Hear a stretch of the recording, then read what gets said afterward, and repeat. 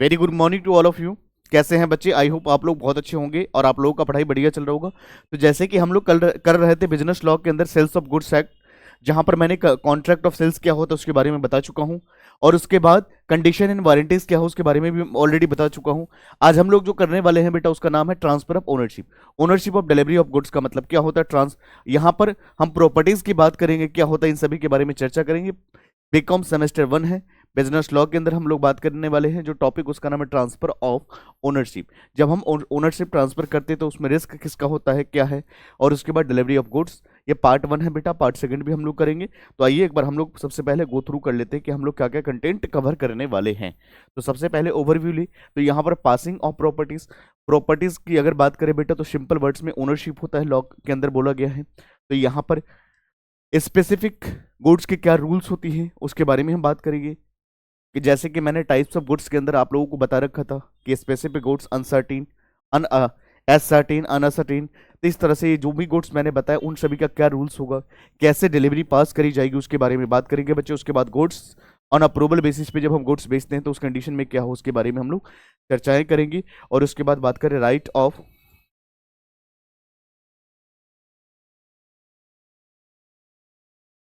उसके बाद हम लोग बात करेंगे बेटा यहाँ पे राइट ऑफ डिस्पोजल। के बाद हम बात करेंगे रिस्क ट्रांसफर विद प्रॉपर्टी। तो यहाँ पर रिस्क ट्रांसफर होगा प्रॉपर्टीज के साथ साथ, इस तरह से हम लोग इसमें डिस्कस करेंगे। तो आइए सबसे पहले हम लोग बात करेंगे ट्रांसफर ऑफ ओनरशिप की। हम बात करते हैं बेटा एंड डिलीवरी ऑफ गुड्स, क्या मतलब होता है ट्रांसफर ऑफ ओनरशिप, उसके बारे में चर्चा करेंगे। सबसे पहले बात करते हैं Indian contract act 1872 unit number 3, presented by Rakesh sir, commerce classes, focus detailed insight from ICI module. आइए बच्चे हम लोग इस पर चर्चा करेंगे। सबसे पहले हम लोग बात करते हैं पासिंग ऑफ प्रॉपर्टीज, जो आपका टाइटल है। पासिंग ऑफ प्रॉपर्टीज का मतलब क्या होता है इसके बारे में हम लोग चर्चा करते हैं बेटा। तो सबसे पहले अगर हम बात करें द टर्म, इसका डेफिनेशन सेक्शन 18 के अंदर मेंशन है कि the term passing of properties refers to, the term passing of properties refers to transfer of ownership right. तो बेटा सिंपल वर्ड में लॉ के अंदर ये बताया गया कि ट्रांसफर ऑफ प्रॉपर्टीज की बात करें, पासिंग ऑफ प्रॉपर्टीज का मतलब होता है ट्रांसफर ऑफ ओनरशिप। बेटा जी यहां पर ट्रांसफर करा जाता है क्या, ओनरशिप के rights from one seller to buyer. कहने का मतलब जब आप कोई सामान खरीदते हो, जब आप सामान कोई परचेज करते हो, गुड्स परचेज करते हो, तो वहां पर जो ओनरशिप, जो लीगल राइट्स होती है बेटा, वहां पर एक पर्सन से दूसरे पर्सन पे ट्रांसफर किया जाता है। मान लीजिए पहले जिस मकान में आप रह रहे हैं वो मकान किसी और का था, जब आपने उसको परचेज करा तो वो ओनरशिप राइट्स, लीगल राइट्स जो है वो ट्रांसफर आपके ऊपर कर दिया गया। तो यहां पर क्या लीगल राइट्स ट्रांसफर हो चुकी है। पहले उसका ओनर कुछ कोई और थी और अभी उसका करंट में जो ओनर आप है।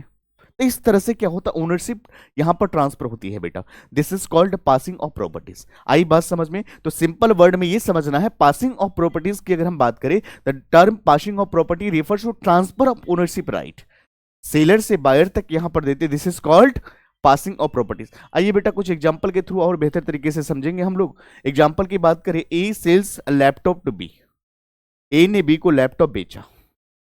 Once B pays the agreed price, बेटा जी जब बी पैसे दे देगा, and takes possession of the laptop, ownership right are transfer to B. बिल्कुल सही बात है कि यहां पर दो लोग हैं, एक ए है और बी है। ए ने बी को लैपटॉप बेचा, भाई उसके बदले में पैसे दे दिया, तो बी यहां पर क्या हो गया, लीगल ओनर हो चुका है, इनके राइट्स ट्रांसफर हो चुके हैं। Second example, a grocery store sells a bag of rice to customer, when customer आज पेज, जब कस्टमर पेमेंट दे देंगे तो उसका ओनर कौन, कस्टमर ही तो बनेंगे बेटा। And rice the ownership passes to customer, customer को यहाँ ओनरशिप मिल चुका है। क्यों? क्योंकि यहाँ पर ओनर्स ने, जो कस्टमर जो उन्होंने पेमेंट कर दिया है तो उनके लीगल राइट्स उनको ट्रांसफर हो चुका है। A contract to sell a painting to B, B ownership will be transferred as per the terms in agreement, for example after full payment और डिलीवरी। तो बेटा जी जहां पर ये बताया जाता है, जैसे कि आप ईएमआई के बेस पर, इक्वल मंथली इंस्टॉलमेंट के बेस पर कोई भी कॉन्ट्रैक्ट करते हो, तो वहां पर ओनरशिप राइट तभी दिया जाता है जब पेमेंट पूरे ही इंस्टॉलमेंट, आप लास्ट इंस्टॉलमेंट जब तक नहीं करोगे तब तक ओनरशिप ट्रांसफर नहीं किया जाता है। यानी जो ड्यूज बकाया है जब तक वो फुलफिल नहीं होगा, जब तक वो पेमेंट सारा नहीं होगा, तब तक वो ओनरशिप राइट्स नहीं दिया जाता है। तो एक बात का ध्यान रखेंगे, यहां पर अगर हम बात करें A contract to sell a painting to B, तो बेटा जी यहाँ पर जब तक ये पेमेंट नहीं होगा, फुल पेमेंट अगर नहीं पेमेंट होगी, तब तक ये लीगल राइट्स ट्रांसफर नहीं किया जाता है। ये बात का ध्यान रखेंगे। तो कभी भी अगर कोई चीज़ आप ईएमआई पे खरीदते हो, कभी भी मार्केट में अगर मान लीजिए मंथ जा करके खरीद लेते हो, परचेस कर लेते हो इक्वल मंथली इंस्टॉलमेंट सिस्टम से, चाहे गाड़ी हो गया, चाहे कोई भी चीज़ हो गया, लैपटॉप हो गया, कोई भी चीज़, तो जब तक आप उसका पूरा पेमेंट नहीं कर देते हो तो लीगल ओनर अभी भी आप नहीं हो। अगर बीच में डिफॉल्ट करोगे तो उठा के लेकर के जा सकता है। तो लीगल राइट तभी ट्रांसफर होगा जब आप लास्ट किस्त उसको पेमेंट कर दोगे। तो इस तरह से आपको समझना है। बाकी सिंपल वर्ड में ये समझना है, पासिंग ऑफ प्रॉपर्टीज का मतलब होता है कि ओनरशिप राइट्स जो है ट्रांसफर हो जाती है। जैसे ही आप पेमेंट करते हो आप लीगल ओनर हो जाते हो। जैसे मैंने अभी अभी आपको एग्जांपल दिया आपके मकान का, कि ये मकान जिस मकान में आप रह रहे हो वो मकान किसी और का था। जब आपने प्राइस पेमेंट करा, जब आपने पैसे दिया, तो यहाँ पर आप लीगल ओनर जो है, आप लीगली टर्म्स में लीगली तरीके से आप हो चुके हो, क्योंकि आपने पेमेंट करा है। तो यहाँ पर ओनरशिप ट्रांसफर हो चुका है। पहले कोई और ओनर थे, अभी कोई और हो चुका है। तो इस तरह से हमें पासिंग ऑफ प्रॉपर्टीज के बारे में हमने समझा।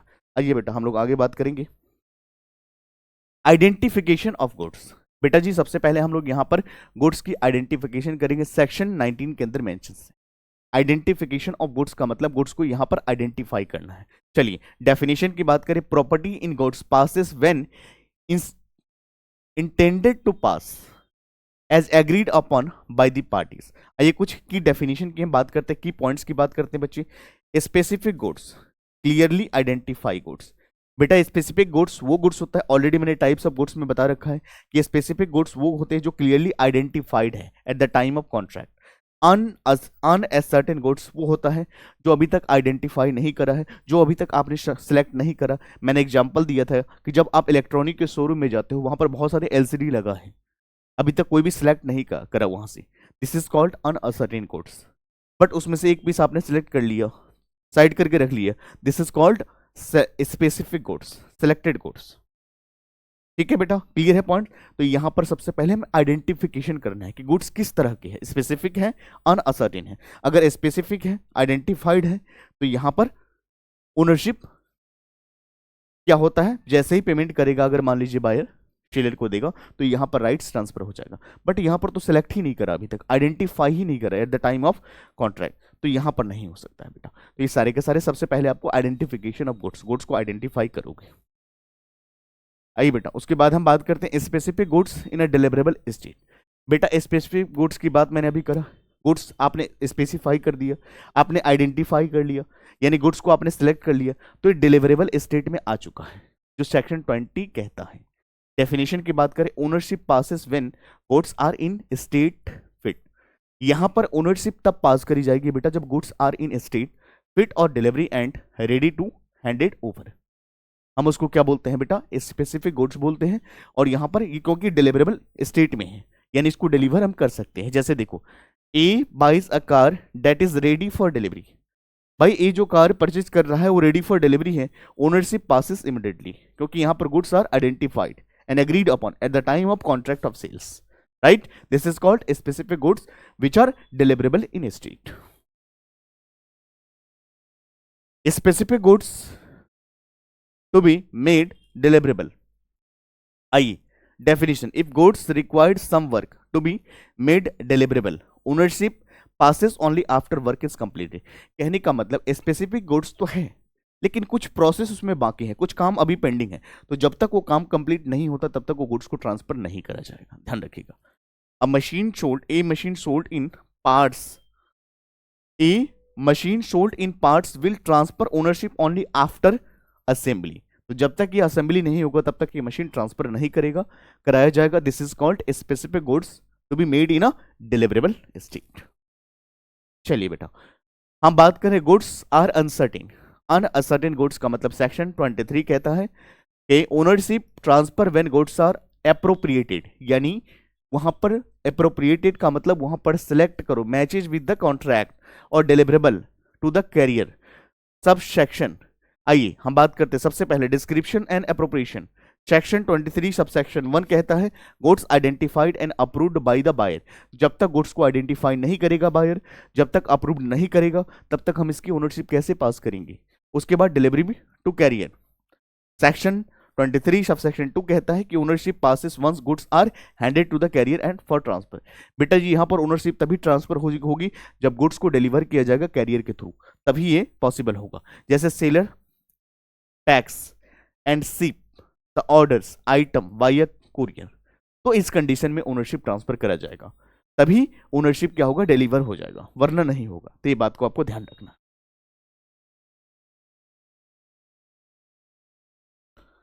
आइए उसके बाद हम बात करते हैं goods Saint on approval. Goods Saint on approval, जब गुड्स को हम भेजते हैं बेटा अप्रूवल पे, approval goods Saint on approval का मतलब ये होता है कि कई बार आपकी शॉप पे कुछ मार्केट में ऐसे भी लोग होते हैं जो मतलब गुड्स लेकर के आते हैं, नए नए गुड्स मार्केट में मतलब लॉन्च करते हैं, प्रोडक्ट लॉन्च करते हैं, तो कहते हैं कि एक काम करो भाजी ये सामान रख लो आप अपने शॉप पे, अगर बिक गया तो ठीक है, नहीं बिका तो आप हमें वापस कर देना। ये प्राइस बता देते हैं कि इस गुड्स का प्राइस ये है, इतना प्राइस है, इस प्राइस से ऊपर आपको बेचना है, जो आपका उससे ऊपर बेचोगे वो आप अपने पास रख लेना, अगर बिक गया तो हमारा, नहीं बिका तो वापस कर देना, क्या दिक्कत है। इस तरह से गुड्स सेंट ऑन अप्रूवल, यानी अगर रह गया तो बाद में वो ले जाएंगे। आइए देखिए, तो यहां पर हम बात करते हैं definition. Ownership passes only when buyer approves the goods और रिटेन देम आफ्टर स्पेसिफाई। कहने का मतलब ये हो गया कि एक बायर ने, यदि मान लीजिए किसी बायर ने वहां से हमारे शॉप से गुड्स लेकर के गया, या तो उसने अप्रूव करके बता दिया कि मेरे को गुड्स पसंद है, मैंने गुड्स एक्सेप्ट कर लिया, मेरे को अच्छा लगा, तो अप्रूवल माना जाएगा। या तो जो मैंने पीरियड दिया था कि देख भाई अगर आप 5 दिन के अंदर आप गुड्स हमें रिटर्न नहीं करते हो, वापस नहीं करते हो, तो मैं ये मान लूंगा कि मेरी गुड्स आपकी तरफ से अप्रूव्ड है। तो अगर वो ड्यूरेशन अगर लैप्स हो जाता है बेटा, डेट केसेस, उस कंडीशन में भी गुड्स अप्रूव हो चुका होता है, बात को ध्यान रखेंगे। A furniture showroom sends a sofa for approval. एक फर्नीचर शोरूम जो है सेंड करा है सोफा अप्रूवल के लिए। Ownership transferred only if the buyer gives it. बेटा जी जब तक बायर की यहां पर ओनरशिप नहीं मिलेगी, जब तक कंसेंट नहीं मिलेगा, तब तक हम कैसे मानेंगे। तो यहां पर अगर एक फर्नीचर शोरूम ने सेंड करा है सोफा अप्रूवल पे, तो ownership transferred only if the buyer gives. भाई जिसके लिए हमने भेजा है उसकी एक्नॉलेजमेंट तो चाहिए हमें, विदाउट एक्नॉलेजमेंट हम कैसे मानेंगे। तो ये करना जरूरी होता है बेटा, this is called deal approval, sent on goods and approval. तो बेटा हमें बायर की कंसेंट जानना जरूरी है, तो यहां पर हम कंसेंट जानते हैं बायर की, समझ गए बात को, तो ये हमें जानना जरूरी होता है। क्लियर है पॉइंट्स। तो यहां पर ownership passes only when the buyer approves, या तो अप्रूव कर देगा, या जो गुड्स के बारे में, या तो जो टाइम हमने दिया वो टाइम एक्सीड कर जाएगा। दैट केसेस हम मानेंगे कि हमारा गुड्स अप्रूव हो चुका है। ठीक है बेटा, चलिए रिजर्वेशन ऑफ राइट्स डिस्पोजल। बेटा जी यहां पर अधिकार को रिजर्व किया जाता है। आइए सेक्शन 25 क्या कहता है उसके बारे में चर्चा करेंगे। Definition, seller retains the right dispose the goods until specified condition are met. बेटा जी यहां पर सेलर जो है रिटेन कर सकता है किसको, right to dispose the goods until specific condition. जब तक वो कंडीशन मीट नहीं करेगा तब तक वो गुड्स को क्या कर सकता है, रिटेन का मतलब अपने कब्जा में ले सकता है। आइए एग्जांपल को देखते हैं। Seller retains control of goods until full payment is received. बिल्कुल सही बात है, ये सेलर के पास अधिकार होता है कि उसका सामान है और जब तक उसको फाइनल पेमेंट नहीं मिलेगा तब तक गुड्स को रिटेन करके रखेगा, अपने कब्जे में रखेगा, होल्ड करके रखेगा। This is called reservation of right to disposal section 25 कहता है बेटा। आई होप आपको समझ में आ गया। भाई सेलर के पास अधिकार है, मेरा सामान है, आई एम द सेलर, आप बायर हो, मैंने आपको सामान दिया लेकिन मुझे पेमेंट नहीं मिला, तो मैं गुड्स को होल्ड करके रखूंगा तब तक जब तक आप पेमेंट नहीं कर देते हो। जब जैसे ही आप पेमेंट करोगे मैं ओनरशिप आपको ट्रांसफर कर दूंगा। आई बात समझ में। तो फुल पेमेंट जैसे रिसीव हो जाएगा तो यहां पर काम हो जाएगा। आइए बेटा उसके बाद हम बात करते हैं रिस्क पासिस विथ प्रॉपर्टीज। बेटा जी risk always, risk is a prima facie evidence. Risk जो है बेटा किसके साथ साथ चलता है, प्रॉपर्टीज। प्रॉपर्टीज की डेफिनेशन को लॉ मेकर ने यह बताया है कि प्रॉपर्टी की बात करते हैं ओनरशिप। प्रॉपर्टी का मतलब क्या होता है, ओनरशिप राइट, लीगल राइट्स। तो risk passes with properties section 26 कहता है बेटा। आइए हम इसके बारे में चर्चा करते हैं risk of loss. Risk of loss और damages to goods, risk of loss, loss होने के रिस्क और damages to goods passes to buyer when ownership passes. बेटा यहां पर गुड्स की अगर हम बात करें तो रिस्क हो चाहे लॉस हो चाहे डैमेजेस टू गुड्स, डैमेजेस अगर गुड्स को, ये पास तभी होगा बायर को जब ओनरशिप जब तक पास नहीं होगा। तो कैसे आप लॉस और जो डैमेज हुआ उसको ट्रांसफर करोगे? मान लो यहां पे जब तक आप लीगल ओनर नहीं बनोगे, जब तक आपके पास अधिकार नहीं होगा, तब तक उसको डैमेजेस को कैसे एक्सेप्ट करोगे? तो यहां पर यही बात बोला गया है कि ये तभी पॉसिबल होगा जब ओनरशिप पास हो चुकी होगी। ओनरशिप पास हो गया तो बेटा आपका रिस्क हो चुका है। तो यहां पर unless seller and buyer agrees otherwise, यहां पर सेलर एंड बायर एग्रीज है तो मियां बीबी राजी वाली बात हो गई। तो क्या करेगा जी? तो this is based on principle risk of prima facie evidence with the properties. समझ में आ गया बात? आइए डिटेल एक्सप्लेनेशन लेते हैं। जनरल रूल क्या कहता है, इसके एक्सेप्शंस क्या कहते हैं, इसकी इंपॉर्टेंस क्या है? तो जनरल रूल कहता है वंस ओनरशिप इज ट्रांसफर्ड, एक बार अगर लीगल तरीके से ओनरशिप ट्रांसफर कर दी जाती है, ओनली लॉ एनी लॉस और damages to goods is buyer responsibility. बेटा जी ध्यान रखेंगे, आपने ईएमआई पे गाड़ी खरीदा और गाड़ी का सारा पेमेंट आपने कर दिया, सारा ईएमआई आपने पे कर चुका है, लीगल ओनर आप हो चुके हैं। इसके बाद जो भी दिक्कतें होगा उसके लिए रिस्पॉन्सिबल आप होंगे, कोई और नहीं होगा, ध्यान रखेंगे। तो यहां पर एक बार अगर ओनरशिप ट्रांसफर कर दिया जाता है, उसके बाद जो भी लॉस होगा, जो भी नुकसान होगा, उसके लिए रिस्पॉन्सिबल कौन होगा? बायर शेल रिस्पॉन्सिबल या buyer will be responsible for that. Exceptions, ये जनरल रूल कहता है कि एक बार अगर ओनरशिप ट्रांसफर हो गया तो उसके बाद कोई भी लॉस और डैमेजेस होगा उसको कौन बॉन्ड करेगा, उसको कौन फुलफिल करेगा? तो बायर, बायर रिस्पॉन्सिबिलिटी। एक्सेप्शंस क्या कहता है बेटा, ये देखते हैं। If there is a separate agreement that the specify otherwise risk remains with the seller until certain conditions is met. तो बेटा जी अगर मान लीजिए जैसे आपने इलेक्ट्रॉनिक के शोरूम में गए और वहां से आपने एलसीडी परचेज करा और पेमेंट भी कर दिया और आपने कहा देख भाई पेमेंट तो मैं आज ही कर दूंगा, बट मेरी कंडीशन एक है कि मैं गुड्स को डिलीवर करना मुझे दिवाली वाले दिन या धनतेरस वाले दिन। तो वहां पर कंडीशन लगा दी और किसी भी रीजन से गोडाउन में आग लगती है और गुड्स डिस्ट्रॉय हो जाता है, तो उसके लिए अभी भी सेलर रिस्पॉन्सिबल है कि उसको फुलफिल करेगा, ध्यान रखेंगे। एक्सेप्शंस है, इंपॉर्टेंस क्या है? Protects the seller from liability once buyer takes ownership and ensure clarity and commercial transaction. बिल्कुल सही बात है, ये कहता है कि यहां पर प्रोटेक्शन प्रोवाइड करती है कि भाई एक बार अगर मान लीजिए यहां पर ओनरशिप ट्रांसफर हो जाएगा तो हमारी लाइबिलिटी खत्म हो जाता है, तो हम यहां से अपनी लाइबिलिटी को खत्म कर देते हैं। तो यहां पर ये जैसे मान लीजिए आप इंश्योरेंस कराते हैं, किस लिए कराते हैं? ताकि वहां पर प्रोटेक्शन वर्ड जुड़ा हुआ है कि कुछ अगर होता है तो आपको प्रोटेक्शन मिलेगा। तो यहां पर अगर मान लीजिए गुड्स को अगर ट्रांसफर कर दिया तो लाइबिलिटी तो खत्म हो गई ना, लीगल तरीके से वहां पर ओनरशिप ट्रांसफर हो चुका है, तो इसकी महत्व है। चलिए उसके बाद अगर बात करते रिस्क पासेस विथ प्रॉपर्टीज। आइए बेटा सेक्शन 26 क्या कहता है उसके बारे में हम एक बार एग्जांपल के थ्रू समझते हैं। A sells a car to B. बेटा जी यहां पर ए ने बी को कार बेचा, ओनरशिप ट्रांसफर हो चुका है, बात को समझिएगा। ए ने बी को कार बेचा, यहां पर ए जो है यहां पर दो पर्सन है ए और बी है, ओनरशिप यहां पर ट्रांसफर हो चुका है। During transportation the car is damaged, the risk and loss, समझो कॉन्सेप्ट को समझना, इस एग्जांपल के थ्रू आप बेहतर तरीके से समझ सकते हो। जो जैसे हमने दो अभी रूल बताया, एक जनरल रूल और एक हमने एक्सेप्शंस बताया, हम उन सभी को चर्चा करते हैं। तो ए और बी, यहां पर दो व्यक्ति हैं, एक ए है और एक बी है। यहां पर ए ने बी को क्या करा? कार की डिलीवरी करा, ठीक है, ओनरशिप ट्रांसफर हो चुका है, यानी यहां पर लीगल तरीके से बायर इसका, बी जो है इसका ओनर हो चुका है। एंड ड्यूरिंग ट्रांसपोर्टेशन, ट्रांसपोर्टेशन के दौरान कार इज डैमेज, कार क्या हो गया बेटा? डैमेज हो गया। ट्रांसपोर्टेशन के दौरान ओनरशिप ट्रांसफर हो चुका है, ध्यान रखिएगा। रिस्क और लॉस आर बीस रिस्पॉन्सिबिलिटीज। बेटा जी यहां पर ध्यान रखेंगे, यहां पर ओनरशिप ट्रांसफर हो जाने के बाद रास्ते में कोई भी ट्रांसपोर्टेशन में अगर दिक्कत आएगी इसके लिए बायर ही रिस्पॉन्सिबल होगा, ध्यान रखेंगे। यही चीज ये बता रहे हैं। अगर ट्रांसफर यहां पर अगर ओनरशिप ट्रांसफर नहीं होती तब जाकर के अगर मान लीजिए कार अगर डैमेज हो जाती तो इसके लिए सेलर रिस्पॉन्सिबल होता, लेकिन इस केस में बायर रिस्पॉन्सिबल होगा। क्यों? क्योंकि ओनरशिप ट्रांसफर हो चुका है, और ओनरशिप ट्रांसफर होने के बाद में जाकर के कोई भी गुड्स के साथ अगर दिक्कत होती है, समस्याएं आती हैं, उसके लिए बायर जो है रेस्पॉन्सिबल रहेगा, ये जनरल रूल कहता है। आइए हम एक्सेप्शंस की चर्चा करेंगे बेटा।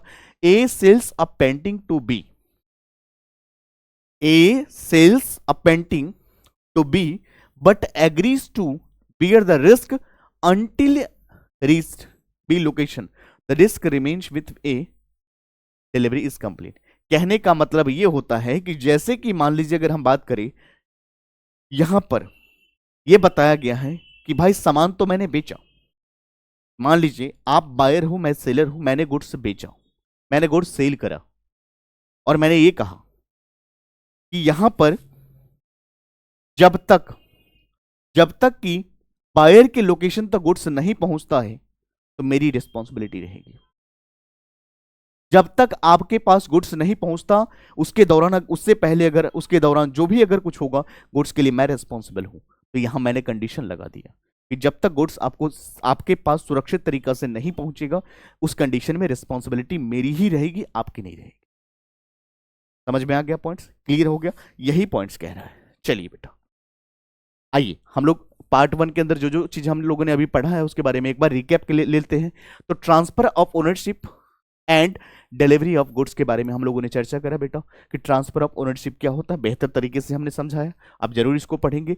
तो पासिंग ऑफ प्रॉपर्टीज की बात करें बेटा, तो ownership transfer from seller to buyer. तो सिंपल वर्ड में अगर हम कहें पासिंग ऑफ प्रॉपर्टीज का मतलब होता ownership transfer from seller to buyer. This is called passing of properties.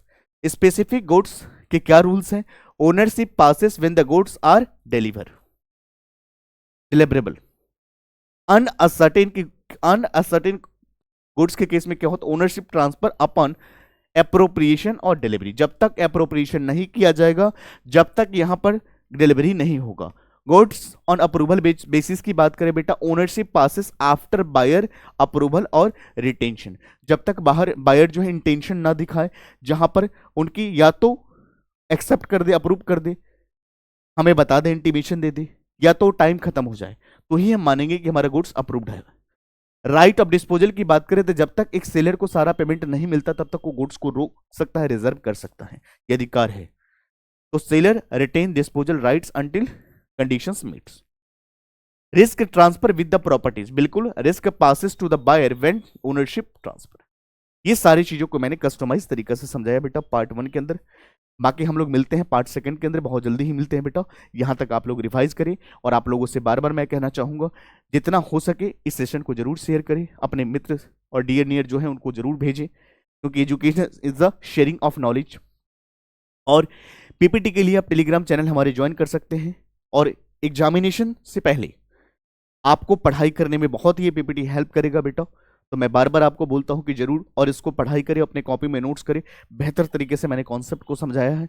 It is more than sufficient for your exam. और मैं लास्ट जब चैप्टर खत्म हो जाएगा तो मैं जरूर बताऊंगा कि आपकी एग्जामिनेशन के लिए कौन से चैप्टर इंपॉर्टेंट्स हैं, कहाँ से किस क्वेश्चन आएंगे, क्या कैसे होगा, इस पर भी मैं चर्चा करने वाला हूँ बेटा। तो जरूर अच्छे से देखिए, ठीक है। बाकी कोई भी अगर आपका डाउट्स होता है, कोई भी आपकी प्रॉब्लम होती है, तो आप कमेंट सेक्शन में हमें जरूर बताएं, ठीक है। बाकी हम लोग मिलते हैं अगले क्लास में, अगले पार्ट में मिलते हैं। इसका पार्ट एक और है, पार्ट 1 था, पार्ट 2 में हम लोग मिलते हैं। Thank you so much, take care, bye bye.